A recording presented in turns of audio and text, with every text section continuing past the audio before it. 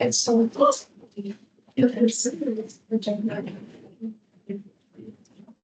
Okay, so we're going to finish up on our test review packet. So let's start with page 6, number 6. This is a curve sketching problem.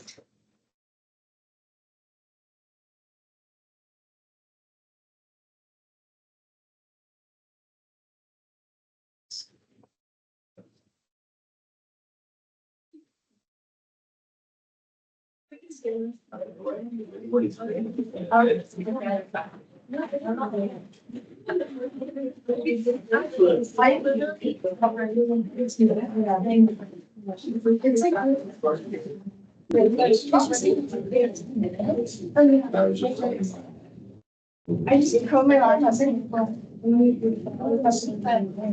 yeah, I would freak out. So we went off the way we should do the same. Not as well later. Not like next. So it's like it's hard so hard.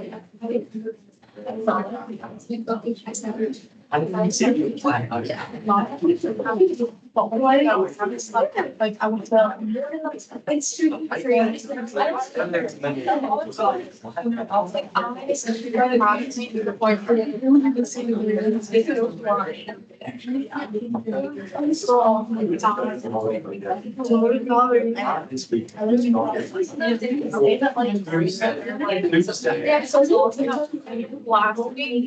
I mean, not weekend, I got called on board levels in the meeting. Actually, people were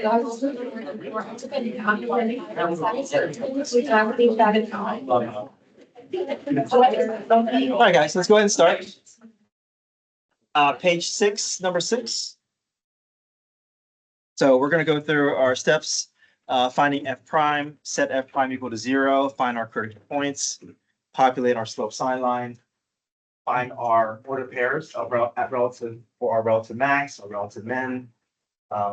That have those ordered pairs when we graph it.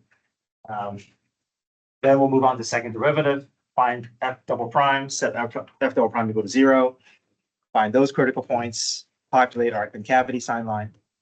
Okay, so go ahead and start. I'll work through this as you guys are working through it at the same time.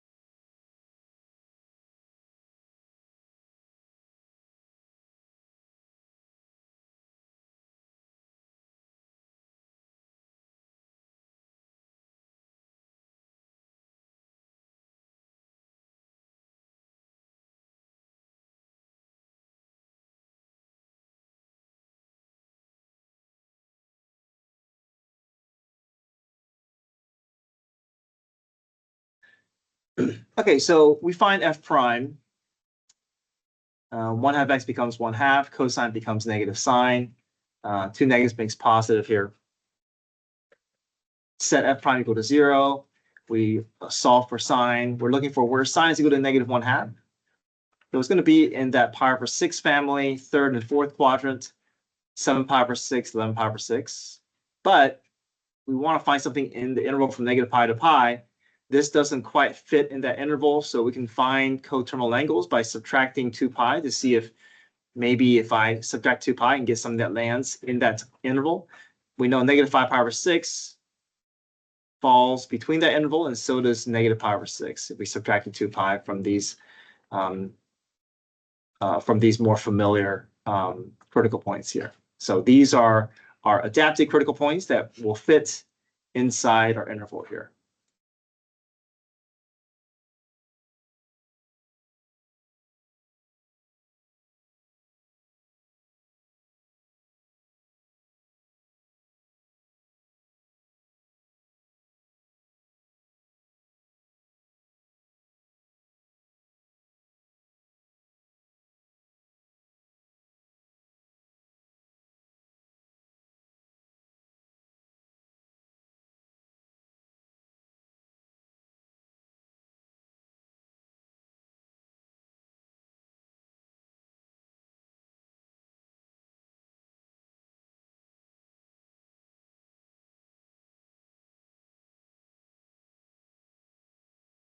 Some of these are a little bit harder to test. It's hard to find a critical point between negative pi and negative 5 pi over 6. But on the test, you're going to get some. You're going to basically get a function involving sine or cosine. So your graph will always alternate in terms of between the critical points. So here, if I plug 0 into my derivative, 1/2 plus sine of 0, that's going to be 0 plus 1/2, which is positive.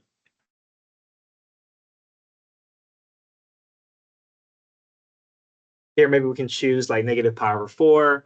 Negative pi over 4 is basically 7 pi over 4. Sine of pi over 4 or sine of 7 pi over 4 is negative root 2 over 2. Negative root 2 over 2 plus 1/2. That's like negative 0.7 plus 1/2, which is negative. And here, it's hard to find one, but if we were to graph it or we look at the behavior, our graph is going to always alternate. At least the ones I give you will be alternating between positive and negative. So we're expecting a relative max at negative 5 pi over 6, and we're expecting a relative minimum at negative pi over 6.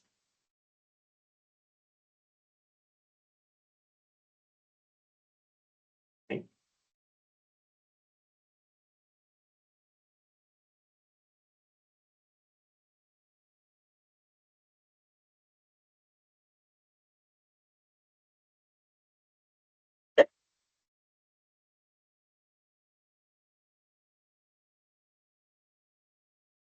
All right, we want to find the order pair, plug back into the original function.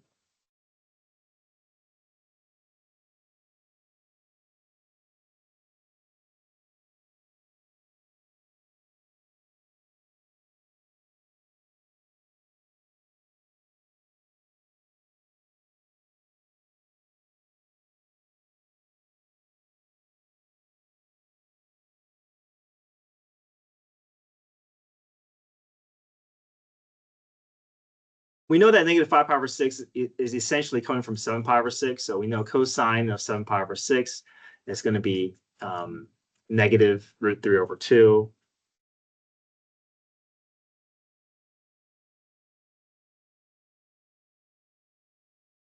And then we can use our calculator to estimate where that decimal value is.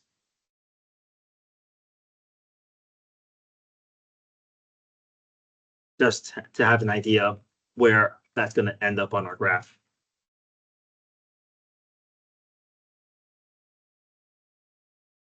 Our relative min. Okay, plug back into the original equation.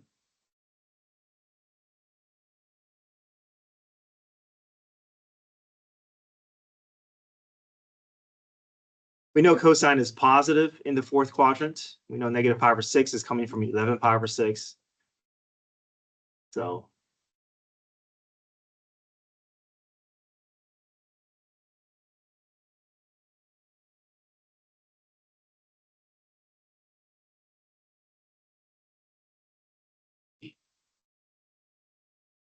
this is positive, but then there's a negative here, so that's going to make it negative.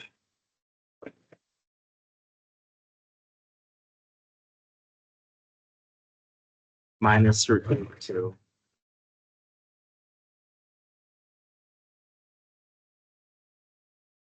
Okay, we use our calculator to give us an approximation there. It's around -1-ish.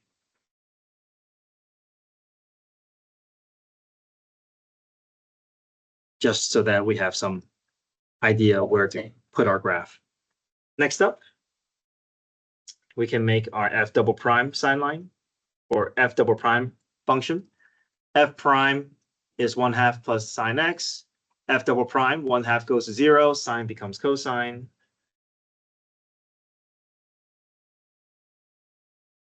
So we're just looking for where is cosine equal to 0.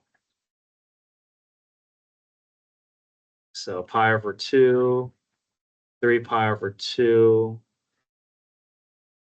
But pi over 3 pi over 2 doesn't fall in the category, so we can subtract 2 pi from 3 pi over 2, and I get negative pi over 2. And that fits better. So we have pi over 2 and negative pi over 2. That falls between negative pi and pi.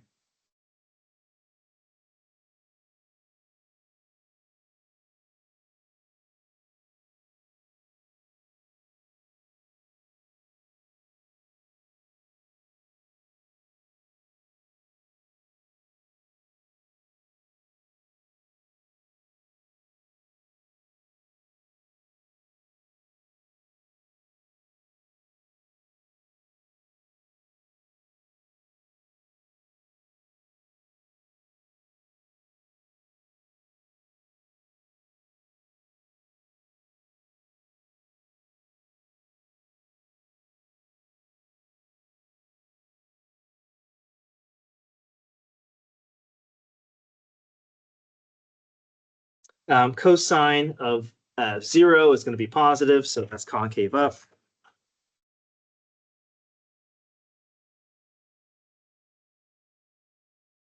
Cosine of 2 pi over 3, that's going to be in the second quadrant. Going to be negative, concave down.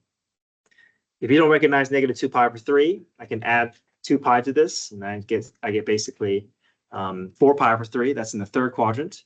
Cosine in the third quadrant is negative.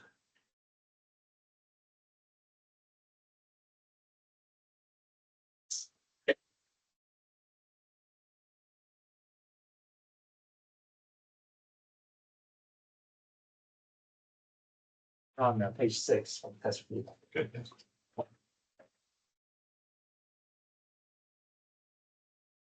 So we have these two critical points ends up being both points of inflections. Plug both of these back into the original equation to get our order pairs.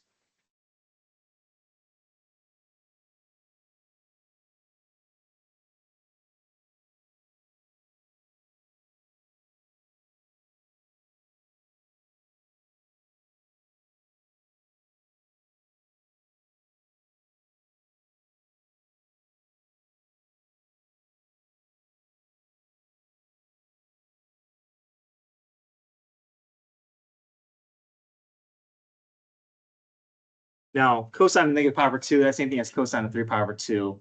That's going to be 0. So I'm just left with just negative pi over 4. Cosine of pi over 2 is also 0. I'm just left with pi over 4. That's the y values.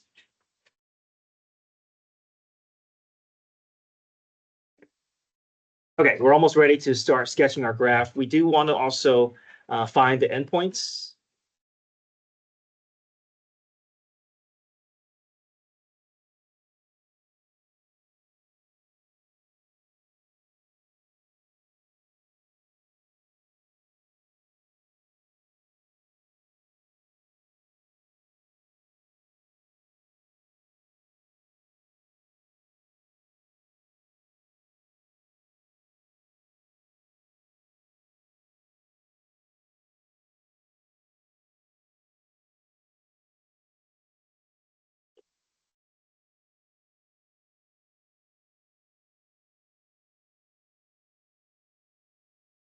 Oh, right.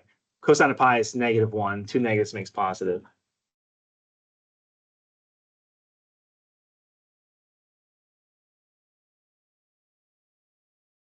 Okay, so we have all the order pairs that we need to sketch a picture of our graph.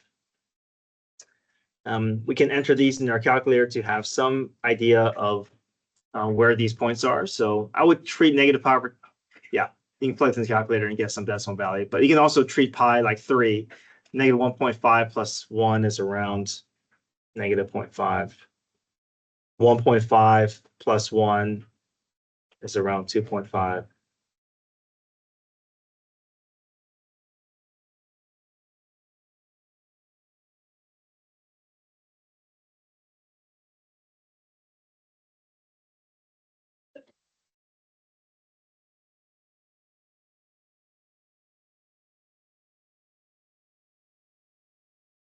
Okay, we'll place all the critical points.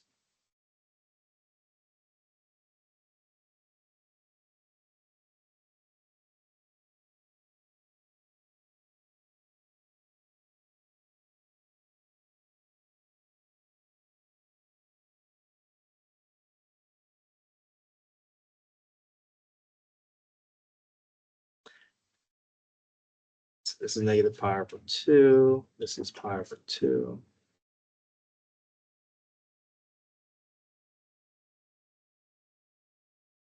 All my y values are ranging between -1 to 3.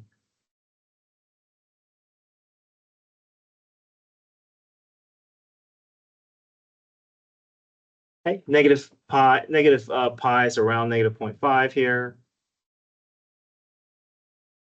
Pi is all the way up at 2.5. -5 pi over 6, that's my relative max, around -0.5.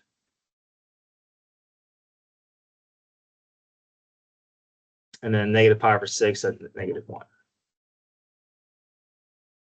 We're just following the path of the graph here. It should follow whatever the arrows are doing. So it's going to rise from our endpoint to our relative max, fall to my relative min at negative pi over 6, and then rises after that. Our points of inflection is going to land along the path of our graph.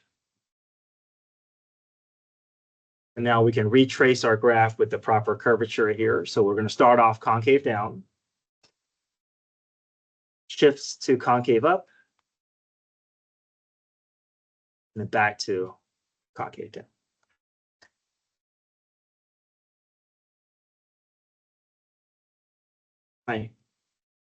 I want to see everything done by hand, but you can also make your calculator plug in, see the graph from the calculator perspective, and it should match up. So if I do 0.5x as 1/2 x minus cosine of x, and if I, for my window, I go from negative pi to pi.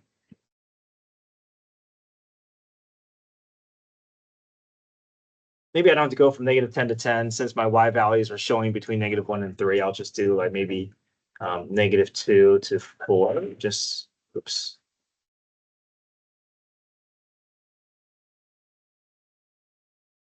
Just guessing what would be a good way to use up my entire screen here. So it matches what we see in our calculator, right? Concave down to first, there's a relative max, concave up with a relative min, and then shifts back to concave down.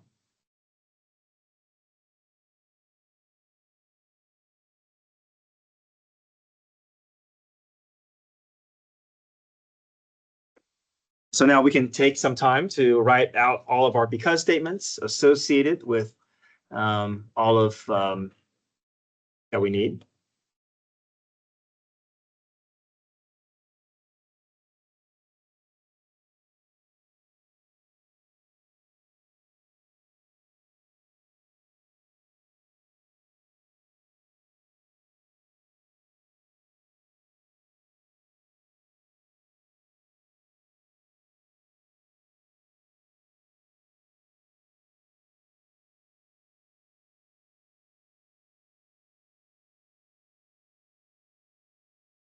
Point of inflection is because f double prime changes signs. Concavity is because f double prime is greater than 0. Concave down is because f double prime is less than 0. If I had intervals of increase and decrease, that will be because f prime is greater than 0 or because f prime is less than 0.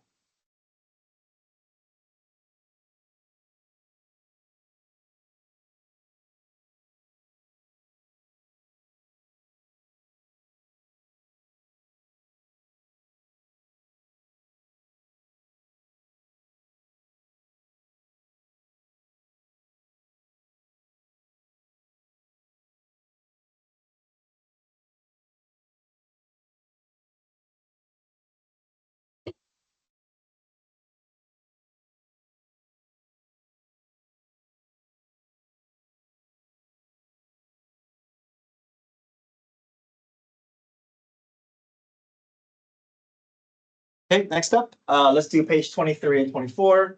We're gonna have a related rates worksheet that's gonna look a lot like that you picked up. That'll look a lot like what you may experience on the test tomorrow.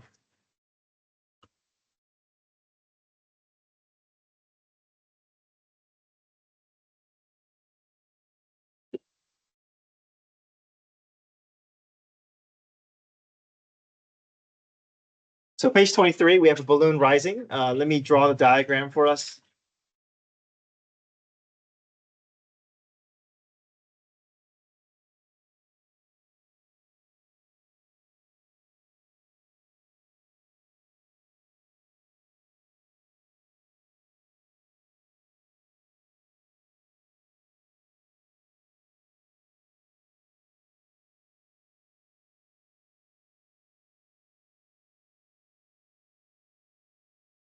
Balloon is rising at a rate of 4 meters per second from a point on the ground 50 meters from an observer. Find the rate of change of the angle of elevation when the balloon is 50 meters above ground. So the balloon keeps rising, but the distance between the observer and the point where the balloon starts to start on the ground is not going to change. So we set up an equation that's going to relate those sets of information, find the derivative, and then see how far we can get.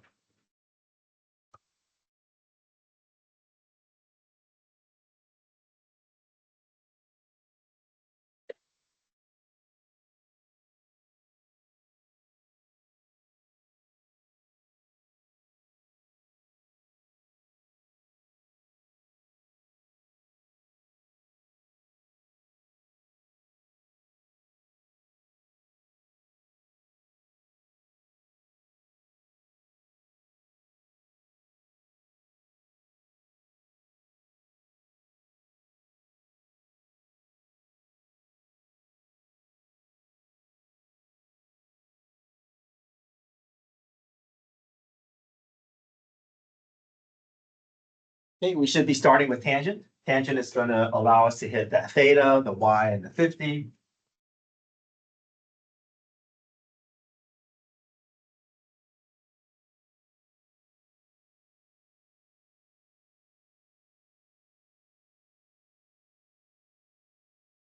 Find the derivative with respect to time. D theta dt shows up, dy dt shows up.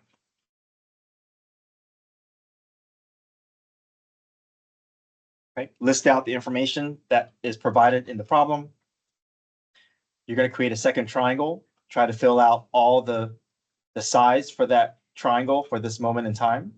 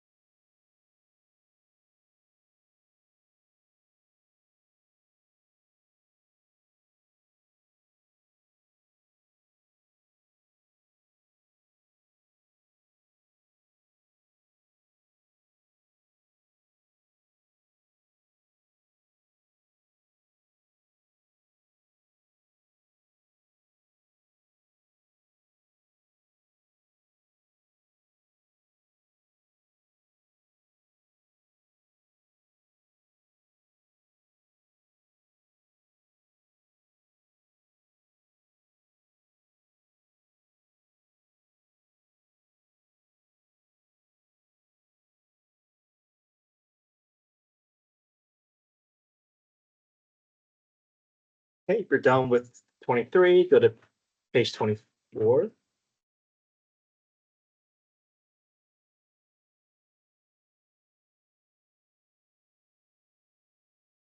Have virtually the same setup here.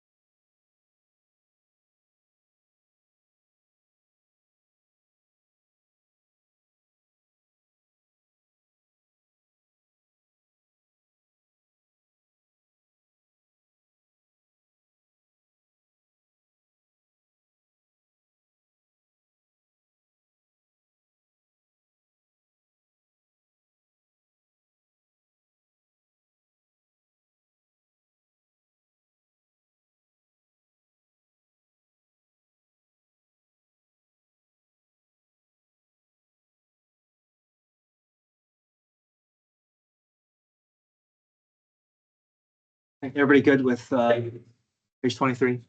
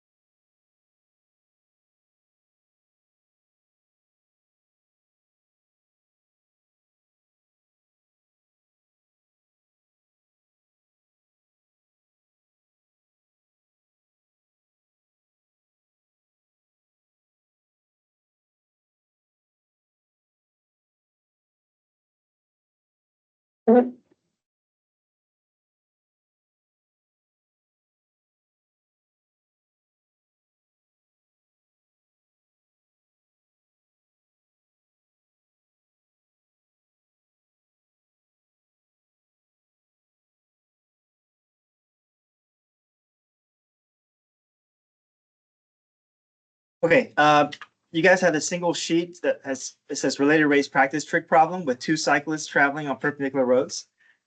Let's try that one. So part A will be Pythagorean theorem. Part B, you're going to involve trig.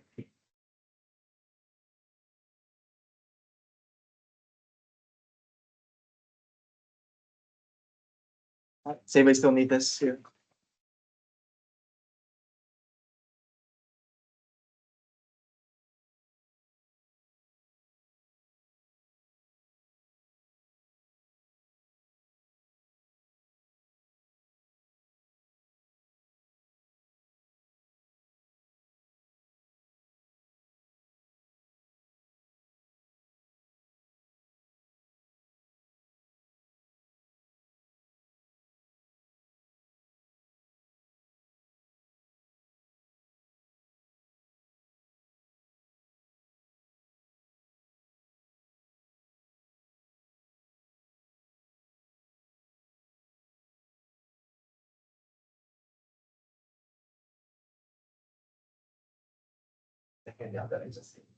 Oh.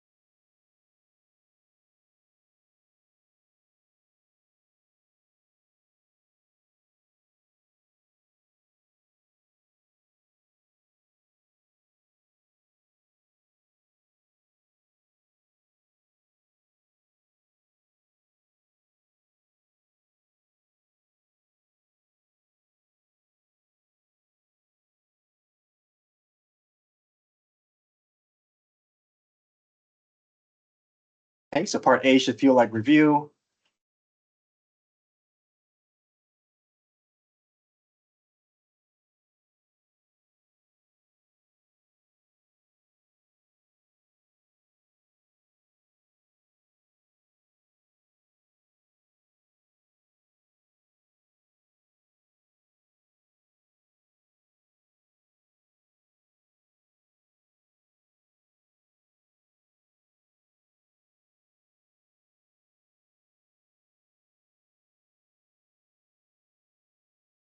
Check your progress on the back page.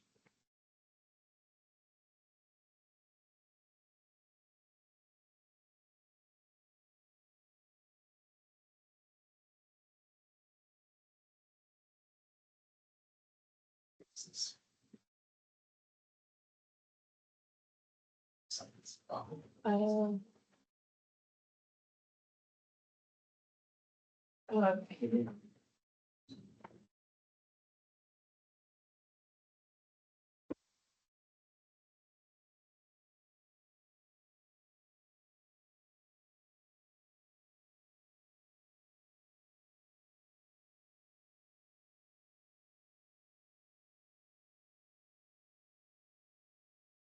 Okay.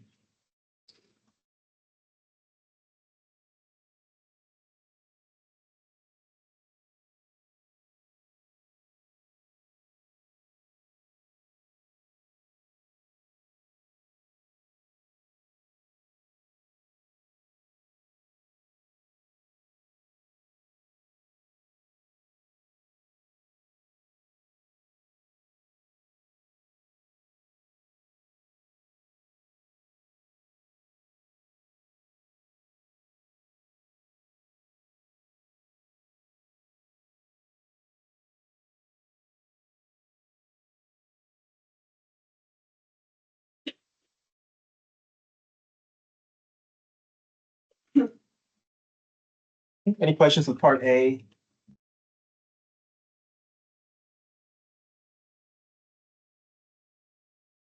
Part B, what is the rate of change of theta at that moment? We want to rely on the original variables, x and y. Notice that both x and y are changing. There are no constants here. We have to rely on the quotient rule here. There's no way around it. We got to do quotient rule.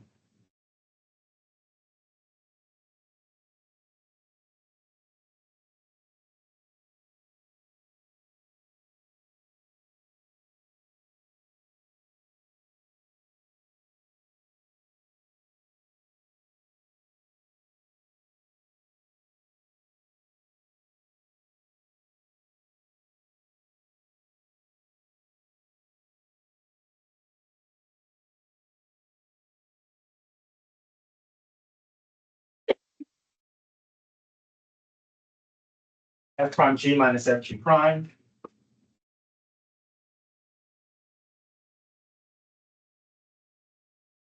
All over g squared.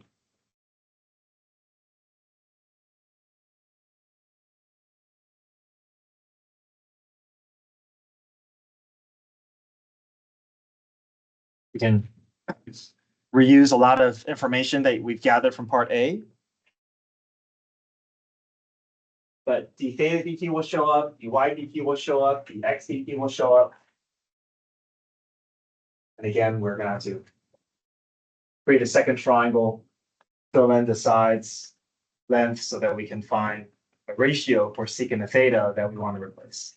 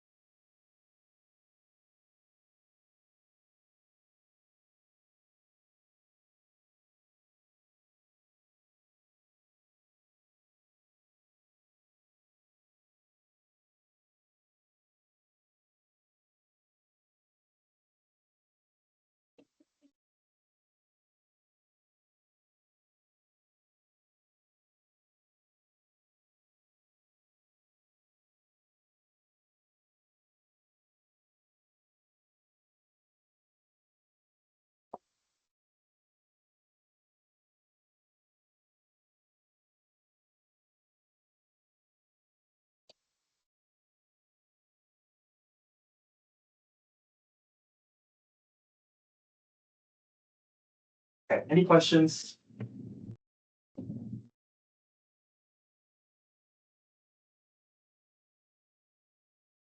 Okay, so over these past multiple days, we've been just kind of cycling through the same types of problems that you're going to be expecting to see on the tests. So I think a great way to cap off the review that you've been doing is work on the morning test review worksheet that you just picked up. Either do it tonight, or you can wait for me to go over with you tomorrow morning. I'll have a help session 7:15. I'll send out a reminder this afternoon. But pretty much all the topics that you're going to expect to see is on the test review. But I will still, look over your test review problems. But then I think this is a good way to kind of recap everything that you've heard. All right, can mix your phones.